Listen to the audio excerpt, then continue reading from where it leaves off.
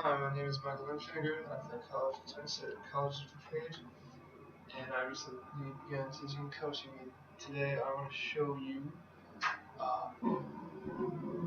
the issue of how important the forehand is and what it really means in the modern game.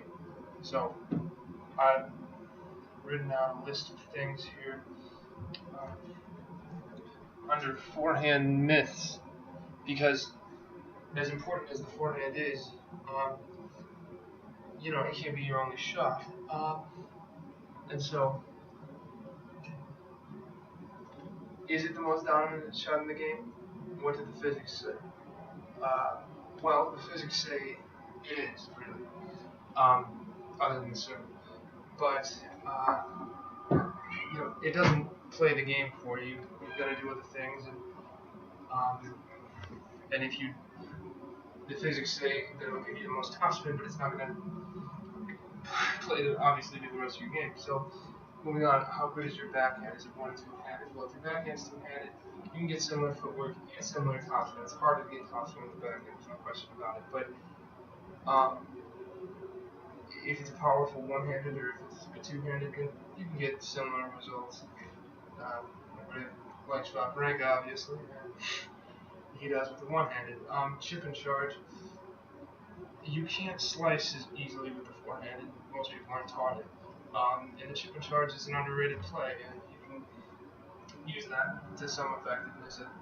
Sometimes it's just good to have variety, but it's a really effective play if you're actually good at it. Basically, just means you slice and you run it for a volley, obviously, if you didn't know that. And the importance of short balls would be the fourth thing on the list. Well, short balls, the forehand that's really a positive for the forehand. It's at the top spin, and it's your dominant hand, and so you're going to be a little bit quicker than on the backhand in terms of the footwork's going to be comparable, but it's going to be a little bit quicker. Then there's the serve, and obviously your forehand can't serve for you, and it's harder to return a slice forehand return with a slice forehand return than it is with a slice backhand. So it's harder to return serve with the forehand. And then court position. The court position is kind of right in between. As you see, I've referenced the triangle theory before. Well, you're going to get similar results if you have two-handed backhand. No matter where you are on the court, you have to hit into this type of area if you're in a baseline rally. So this is you. This is you back here somewhere. You're hitting that way. You've got to get it into this triangle.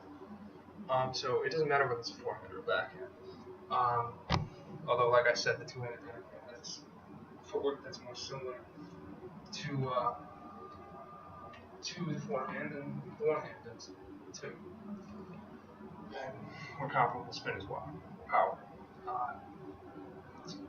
So in the end, is it the most important shot in modern tennis? Because that's really what we've typically been taught. And so the physics say yes, easy topspin, dominant hand generally, and a lot of power. And the negatives say, well, you can't slice with it. Most people aren't taught to slice with it, and you can't hardly slice return with it.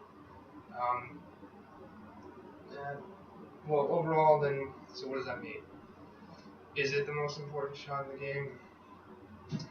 I would say the answer to that is really overall no. I mean, it's important. If you have a good forehand, it's going to do huge things for you. But is it the most important shot? Well, if you don't have a serve, it doesn't even matter. And I recognize that's most people. You have to learn to serve, so that's a different issue. But there's a bunch of different things you have to do other than hit the forehand. So really, that's my conclusion. Is no. It's very important. Don't get me wrong, very important. But you have to do all these other things too. You have to get that ball into the court in the angles provided for you. So no matter where you are on the court. So, anyways, nobody has to agree with me on that. but it's a good discussion because we always talk how important forehand is in the modern game, and these are things that everybody should learn no matter how good your forehand is.